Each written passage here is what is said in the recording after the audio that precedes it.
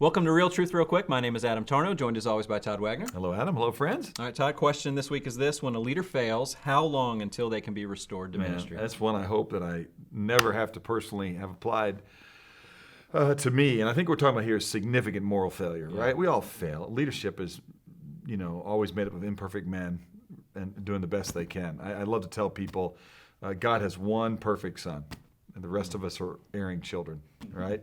But we're talking here about somebody that has violated the trust. I do think that the currency of leadership is trust. Yeah. And so I think people that are asking this question probably have some significant level of moral failure or moral turpitude that makes people go, I'm not sure this person should take a position of spiritual leadership and authority over me or over others. And in fact, that is part of our answer that we need to look at. One of the things I would always tell people is if I'm dealing with the fallen leader, if that person wants to know how long they have to kind of be in the penalty box, then that's a good sign that their heart's not in the right place, that they're willing just to pay the fine, do the crime, pay the time, and then they'll get out and they'll move on. That's not the way spiritual leadership works. It's not like where we can say, okay, if you've done this, that's 6 months out of the pulpit, or that's 2 years out of the pulpit. A broken heart and a contrite spirit the Lord is yet to deny. And that is certainly what is necessary to be reconciled to God. For me, right, I would tell you if you're trying to reconcile with me as a person, that's different than being restored to a position of leadership, because Proverbs 28:13 says, he who confesses and forsakes will find compassion. Okay, but he who conceals his transgression will not prosper. So if you're talking about personally to be restored to a place of brotherhood where I'm for you and I'll break bread with you and take communion with you, that can happen really, really fast.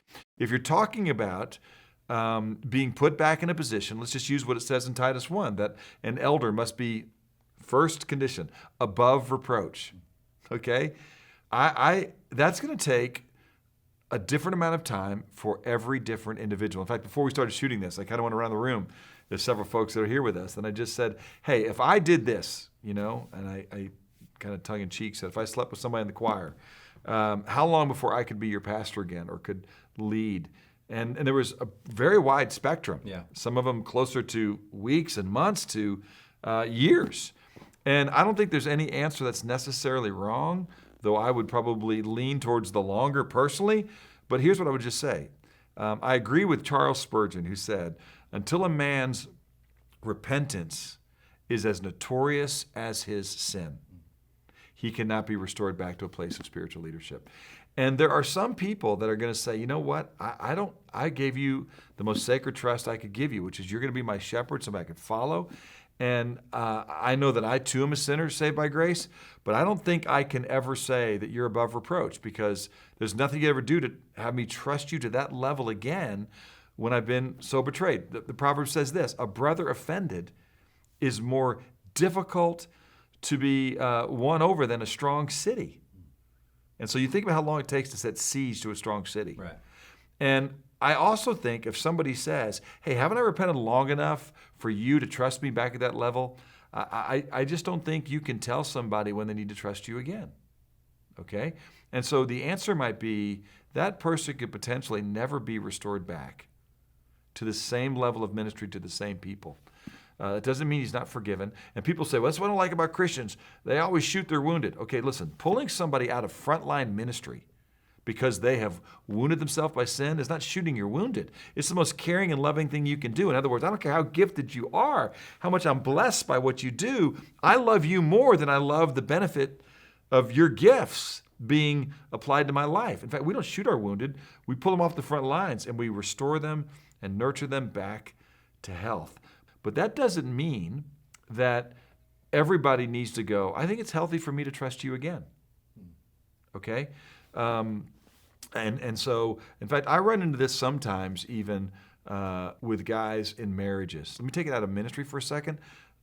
A guy, maybe he's been unfaithful to his wife. He comes to his senses, he repents, he confesses, and he forsakes, right? And he starts to love his wife really, really well. After 6 weeks or 6 months, if that woman's heart is still not such that she can trust him again, he says, well, that's it. You know, I mean, 6 months, one time and 6 months or a year and she's still treating me like this, I'm out. Well, that doesn't show, okay, the kind of brokenness and humility that I think you ultimately ought to show. It'd be like, hey, listen, I'm not doing this because I think after a certain amount of time you should restore me. I'm doing it because walking in humility is what I should do the rest of my life, whether you ever restore me to this position of ministry or not. Yeah. When you perceive that's the attitude of a person, that's probably when you can start to really trust them again. But I'm not going to put that on somebody and say, if your pastor did that if you really love God, you should be able to trust them at the highest levels again. And I think I'm not going to try and tell somebody that they should trust me after this much time. Trust is earned. It's not deserved. And I think that's the principles that I would bring. So you want to make sure that you're not dealing with worldly sorrow. You want to deal with godly sorrow, because godly sorrow leads to life, but worldly sorrow leads to death.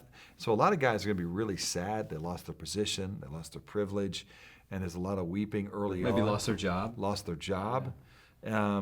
But what you want to see is somebody realizes, man, I've lost the privilege of leading and shepherding you, and I may never be able to regain that with you, but that's okay. One of the ways to serve you and shepherd you is to not demand that you let me be your shepherd. So to the leader who maybe has fallen, that found this in whatever way and they're watching, how would you encourage them? I would encourage them that the intimacy that they're going to regain with Christ by confessing and forsaking is worth infinitely more than their job or any restoration that they'll experience in the eyes of men. What I would tell you is there's no probationary period with your Father in heaven. Come to your senses and He will run to you, right? And He will slaughter the fatted calf. What God's always wanted is intimacy with you and restoration of your relationship. You don't need to do anything for the Father except give Him what He's always wanted, which is the heart of His son or His daughter that's left Him. Yeah. So come home, and then everything else will take care of itself. I love it. Such a helpful answer, Todd. Thank you so much. Click on those show notes for other helpful resources. Thank you so much for watching, and we'll talk to you again next week.